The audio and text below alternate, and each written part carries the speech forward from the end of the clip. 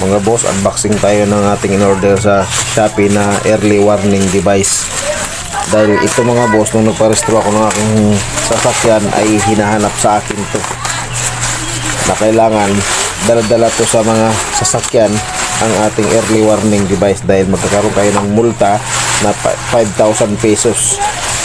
Pero na-resto ko rin kasi sinabi ko na lang, naiwan lang sa garahe at pumayag naman siya. Sabi, sige sir, sa susunod dapat lagi nyo dinadala yan dahil mahuli kayo, magkaroon kayo ng multa na 5,000 pesos.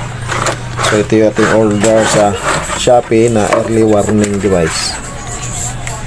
Ito yung ating red. Ang ganda ng lagayan niya guys. Ang ganda ng lagayan. Ito ang ating, at ang sabi dapat dala-dala to sa ating sasakyan.